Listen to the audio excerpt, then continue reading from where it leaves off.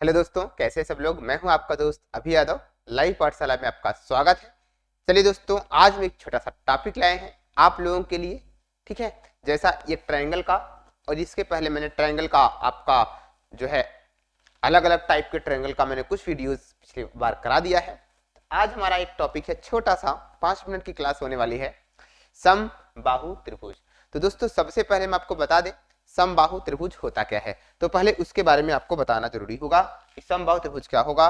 समबाहु त्रिभुज का मतलब क्या होगा दोस्तों। समबाहु, सम का मतलब होता है समान, सम का मतलब क्या होता है, समान होता है। और बाहु का मतलब होता है भुजा। बाहु का मतलब क्या होता है, भुजा। इसको मतलब ऐसी त्रिभुज जिसमें भुजाएं क्या होंगी, समान होंगी, भुजाएं क्या होंगी। इसका मतलब अर्थात क्या होगा, अर्थात जिसकी भुजाएं क्या हों, जिसकी भुजाएं क्या होंगी, समान होंगी, जिसकी भुजाएं समान होंगी, भुजाएं समान होंगी। ठीक है, मतलब ऐसे इसी बोलते हैं, ऐसे जिसकी भुजाएं क्या हो, समान। अगर दोस्तों इंग्लिश में बोले तो इक्विलेटरल का मतलब होता है क्या, इक्वी मतलब सेम, लेटर का मतलब साइड। तो a triangle which have all sides are equal, all sides are equal, क्या लिखेंगे, all sides are क्या होगा, इक्वल होगा। मतलब ऐसे त्रिभुज जिसमें तीन सभी साइड क्या हो, बराबर हो। त्रिभुज में तीन ही तो साइड होती है, तीनों साइड क्या होंगी दोस्तों, बराबर होती हैं। तो आज हमने सीखा कि समबाहु त्रिभुज का मतलब, सम का मतलब समान, बाहु का मतलब भुजा। तो जिसकी भुजाएं क्या होंगी, समान होंगी, भुजाएं क्या होंगी, समान होंगी। तो अगर हम बना के दिखाएं, आपको बना के दिखाएं, एक अगर फिगर के अकॉर्डिंग दिखाएं, यहाँ पे अगर मैं फिगर में बताऊं तो क्या हो जाएगा। फिगर में ऐसे एक त्रिभुज बना लेते हैं, एक क्या बना लेते हैं दोस्तों, एक त्रिभुज बना लेते हैं। ये हो गया हमारा, कुछ यही एग्जांपल होगा। आप सपोज करो इसकी ये वाली भुजा, ये वाली भुजाएं और ये वाली भुजाएं क्या होंगी, समान होंगी। नाम अगर देना है तो नाम आप दे सकते हो। अगर आपको नाम देना है तो आप इसका नाम दे सकते हो क्या, ए, ये हो गया हमारा बी, ये हो गया हमारा सी। ये हमारा ये हो गया। अगर भुजाएं समान होगी दोस्तों, एक चीज आप समझो, अगर भुजाएं समान होंगी तो इसके कोण भी क्या होंगे दोस्तों, समान होंगे। भुजाएं अगर समान होंगी तो आपको ये पता होगा कि बराबर भुजा के सामने का कोण क्या होता है, बराबर होता है। आप सबको पता होगा कि बराबर भुजा के सामने का कोण, बराबर भुजा के सामने का कोण, भुजा के सामने का कोण बराबर होता है, सामने का कोण बराबर होता है। ठीक है, तो अगर भुजाएं बराबर होंगी दोस्तों तो कोण भी क्या होंगे, बराबर। भुजा के सामने का कोण बराबर होता है। ये आप लोगों ने एक पढ़ा होगा, क्या, एक प्रमेय पढ़ा है। क्या पढ़ा है, एक प्रमेय आप लोगों ने पढ़ा है कि बराबर भुजा के सामने का कोण बराबर होता है। अगर इंग्लिश में कहें, थ्योरम पढ़ा है आप लोगों ने, थ्योरम पढ़ा होगा क्या, angle opposite to equal side are equal. क्या बोलेंगे, angle opposite to equal side are equal. क्या लिखेंगे दोस्तों, एंगल अपोजिट टू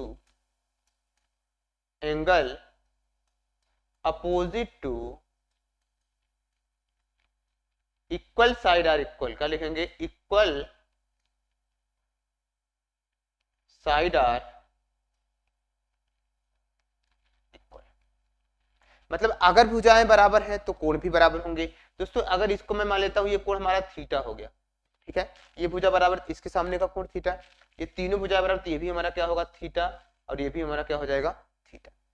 दोस्तों अब हमें ये बताना है कि अगर कोण बराबर है, भुजाएं बराबर है, जैसे मान लेते ये अगर ए है, ये है, ए सेंटीमीटर है, तो ये भी हमारा क्या हो जाए, ये भुजा ए सी, ए बी अगर हमारा ए है तो बी सी भी हमारा ए होगा, और ए सी भी हमारा ए सेंटीमीटर हो जाएगा, बराबर भुजाएं होंगे।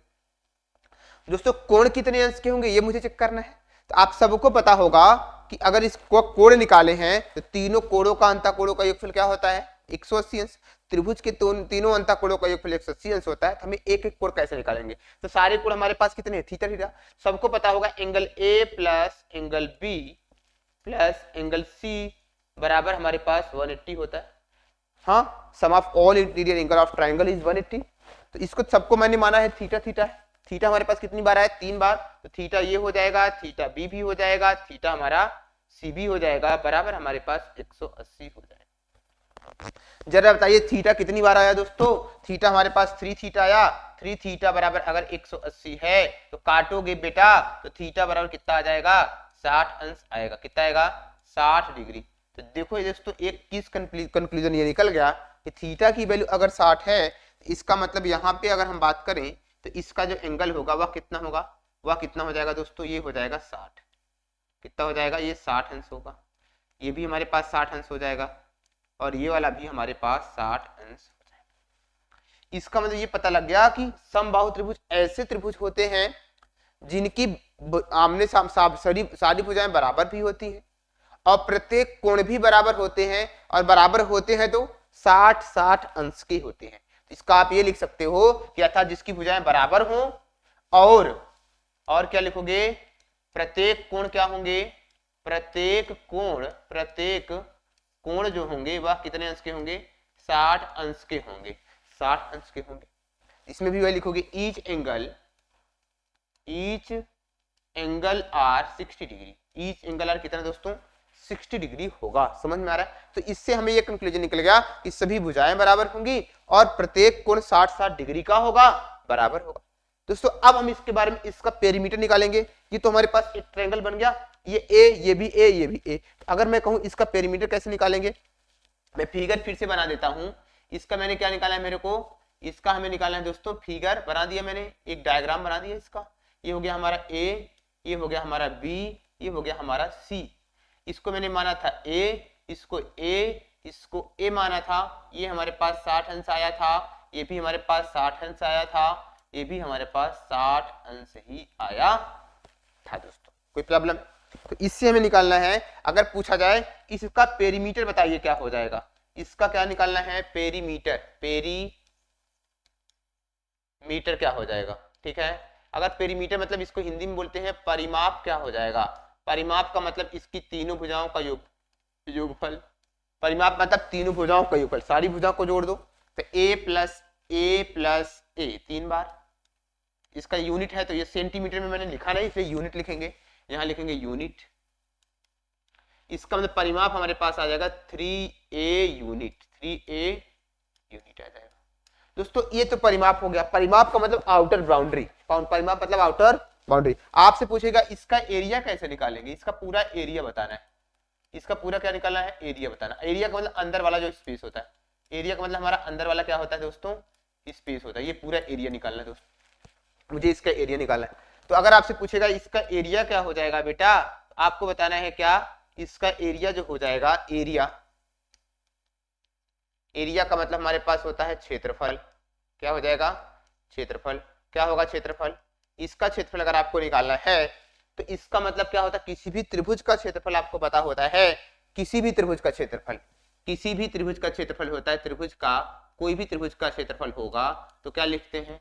क्या होता है दोस्तों? 1/2 आधार गुणे ऊंचाई। क्या? आधार गुणे क्या लिखते हैं? ऊंचाई, h लिखते हैं। मतलब 1/2 b इंटू एच लिखते हैं। क्या लिखते हैं? किसी भी त्रिभुज का क्षेत्रफल निकाला है तो 1/2 बेस इंटू हाइट लिखते हैं। वैसे इसका अगर क्षेत्रफल निकालना है दोस्तों, तो अगर मैं यहाँ से परपेंडिकुलर ड्रा कर दूं, एक क्या कर दूं? एक हम ड्रा कर देते हैं परपेंडिकुलर, एक क्या ड्रा कर देते हैं? परपेंडिकुलर ड्रा कर देते हैं। परपेंडिकुलर ड्रा कर दिया। अगर मैं परपेंडिकुलर ड्रा कर दिया दोस्तों, तो ये हमें निकालना है पूरा ए और यहाँ पे डाल दिया डी, ए डी निकालना है। अगर मैं देखूं इसका अगर फिगर में अलग से बता दूं तो इसका फिगर हमारे पास देखो ये ऐसे निकल गया। यहाँ पे हमारे पास एक फिगर ये बन रहा है, ये बन रहा है और ये बन रहा है। ये ए था। जब यहां से परपेंडिकुलर सामने से डालोगे ये साइड डिवाइड हो जाएगी। ये पूरी साइड ए थी, अब साइड हो गई a/2, यहाँ डिवाइड हो जाएगा, a/2 यहाँ डिवाइड हो जाएगा। इसका मतलब ये साइड हो जाएगी a/2 और ये हमारे पास a था। यहाँ पे हमारे पास पॉइंट a था, यहाँ पे d था, यहाँ पे c था। आपको ये कर्ण मालूम है, ये 90 डिग्री होता है, परपेंडिकुलर होता है। ये हाइपोटेनस मालूम है और बेस मालूम है।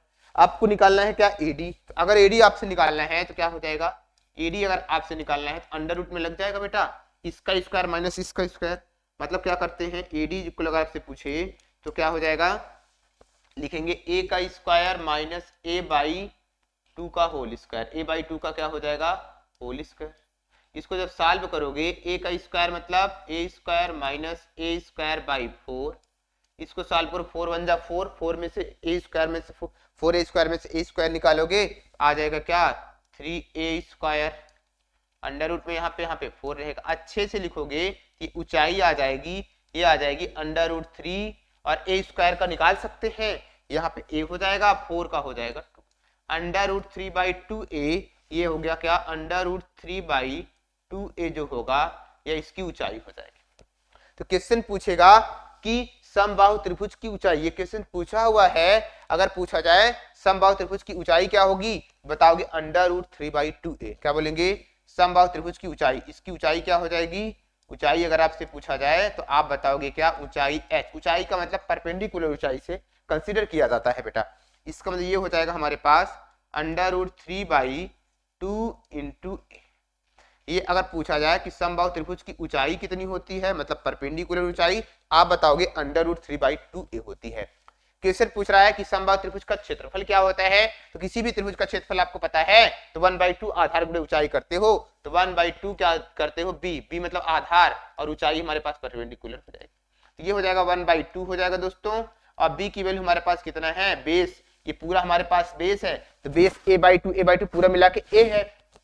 हम यहाँ इससे मैंने केवल ऊंचाई निकाल दी, इसका ये ऊंचाई पूरी आ गई कितना, ये ऊंचाई हमारे पास अंडर रूट 3 बाई 2 आ जाएगी। आपसे पूछा इसका क्षेत्रफल बताना है, मैं इसको थोड़ा सा बता देता हूँ, इरेज कर देता हूँ। मतलब ये हम क्या कर देते, इसको हटा देते हैं। अब आप समझ रहे हो, अब आप समझ गए। ये देखो अगर आपसे कहें तो ये हमारे पास कितना था, ये हमारे पास देखो ये पूरा डिस्टेंस मालूम है, ये बेस मालूम है, बेस और ऊंचाई, तो 1/2 बेस इंटू ऊंचाई होगा, तो 1/2 बेस की जगह कितना रखेंगे, बेस की वैल्यू दोस्तों हमारे पास कितना है, बेस की वैल्यू हमारे पास a है। ऊंचाई की बात अगर किया जाए h की वैल्यू हमारे पास अंडर रूट 3 बाई 2a आया हुआ है। मल्टीप्लाई करोगे तो ये हो जाएगा अंडर रूट 3 बाई 2 2 जब 4 आ जाएगा इंटू a स्क्वायर आ जाएगा। इसका मतलब अगर दोस्तों आपसे एक चीज पूछे, कहेगा कि आप समबाहु त्रिभुज का क्षेत्रफल बताइए, आप कहोगे सर समबाहु त्रिभुज का क्षेत्रफल जो होता है ये होता है under root 3 by a unit square. क्या, यूनिट स्क्वायर होता है। पक्का। तो एक चीज हमने आज सीखा कि समबाहु त्रिभुज का पेरीमीटर बोले तो आप बताओगे क्या 3a यूनिट। समबाहु त्रिभुज का आपसे पूछे इसका क्षेत्रफल बताओगे under root 3 by 4a square unit, है ना। आपसे पूछे समबाहु त्रिभुज का ऊंचाई बताओ, कहोगे sir under root 3 by 2a unit होता है। कोई प्रॉब्लम है, कोई प्रॉब्लम है बच्चों, कोई प्रॉब्लम नहीं है, समझ में आ रही है चीजें। इसके पहले मैंने आपसे बताया कि समबाहु त्रिभुज क्या होता है। समबाहु त्रिभुज का मतलब होता है जिसमें भुजाएं क्या होंगी, समान होंगी। समान हो भुजा अर्थात जिसकी भुजाएं समान हो और प्रत्येक कोण 90 अंश के हों, ओ सॉरी 60 अंश के हों। प्रत्येक कोण कितने अंश के हों, 60 अंश के हों। लिखेंगे क्या, which have a equilateral triangle are that triangle which have all three sides are equal then each angle is 60 degree also। सारे एंगल देखो 60 डिग्री के होंगे और सारे साइड भी बराबर होंगे। ठीक है दोस्तों। इसके बाद फिर मैंने आपको बता दिया कि इसका कैसे परिमाप निकालते हैं। परिमाप 3a होता है। एरिया कैसे निकालते हैं, under root 3 by a square होता है। ऊंचाई क्या होती है, अंडर रूट 3 बाई 2a होती है। तो क्वेश्चन अगर आपसे बना के पूछे तो आपसे कहेगा सर इसका क्वेश्चन कैसे करेंगे। मैं बता रहा हूं बच्चों, एक क्वेश्चन अगर मैंने आपको बताया एक समबाहु त्रिभुज है, कह देगा एक समबाहु त्रिभुज है, इसकी साइड आपको दिया है 6, इसकी साइड कितना दिया है, a बराबर 6 दिया है, 6 यूनिट दिया है, 6 सेंटीमीटर दिया है। क्या पूछा है, एक समबाहु त्रिभुज है, a है, b है और c है। ये समबाहु मतलब सारी भुजाएं बराबर हैं, इसका सारा साइड दिया 6 सेंटीमीटर, ये भी 6 सेंटीमीटर दिया है और आपसे पूछा है सर इसका परिमाप बताओ। आप बताओगे बच्चों, कहोगे सर इसका पेरीमीटर बताइए, तो बताओगे अगर p इक्वल टू हम लोग होता है 3a होता है, p इक्वल हमारे पास हो जाएगा 3 गुणा की 6 तिरिक 18 सेंटीमीटर। पता समझ में आ गया। तो परिमाप मैंने कैसे निकाला, परिमाप आपको बताया 3a होता है, 3 इंटू 6 कर दिया, परिमाप निकल गया। इसमें क्वेश्चन पूछेगा पहला, दूसरा पूछ लेगा सर इसकी ऊंचाई क्या होगी, इसकी परपेंडिकुलर ऊंचाई मतलब यहां से लेके यहां तक की ऊंचाई क्या हो जाएगी, तो कहोगे सर इसकी ऊंचाई अगर आपसे निकालनी है हम जानते हैं √3/2a होता है, क्या होता है, इसलिए ऊंचाई इक्वल टू हमारे पास हो जाएगा √3/2, a की वैल्यू हमारे पास 6 होता है, 2 3 जा 6 काट दिया और आ गया क्या 3√3 सेंटीमीटर आ गया, ये भी आ गया। बच्चों अगर आपसे पूछेगा कि सर इसका हमें पूछा है क्या, इसका तीसरा नंबर का है क्षेत्रफल बताइए, आप जानते हो सर क्षेत्रफल इक्वल होता है √3/4 इंटू ए स्क्वायर और ए की वैल्यू मेरे पास 6 दिया है, इसका क्षेत्रफल पूछेगा तो कहोगे सर √3/4, ए की वैल्यू हमारे पास आता है 6 का स्क्वायर, ये हो जाएगा √3/4, 6 कितनी बार है, 2 बार है, काट दिया, इसको काटोगे 6 6 36 और 9 चौका 36 आ जाएगा कितना 9√3 सेंटीमीटर स्क्वायर होता। कोई प्रॉब्लम है दोस्त? तो ये इस टाइप का क्वेश्चन आप पहले क्या निकाल दिया हमने, इसका पेरीमीटर निकाल दिया, ये हो गया 18 सेंटीमीटर, इसकी ऊंचाई हो गई कितना 3√3 सेंटीमीटर, ठीक है, समझ में आ रहा है, 3√3 सेंटीमीटर, और इसका एरिया होता है √3/4 भुजा का स्क्वायर करो, √3/4 से गुणा कर दो, ये हो गया आपका आंसर। समझ में आ रहा है दोस्तों, समझ में आ रहा है, देखो ऊंचाई कैसे निकाला था, इसका एरिया कैसे निकाला था, एरिया हमने देखो √3/4 भुजा का स्क्वायर निकाला था, यही फार्मूला रख दिया और सारी चीजें निकल गई दोस्तों। चलिए दोस्तों आज का सेशन इसी पे कंप्लीट करते हैं, कैसा लगा हमारा वीडियो, अच्छा लगा तो चैनल को कमेंट करें और हमें सब्सक्राइब भी करें, और वीडियो अपडेट लेने के लिए आप सब्सक्राइब भी करेंगे तो आपको आने वाली वीडियो का सब्सक्रिप्शन सबसे पहले मिलेगा। Thank you, have a nice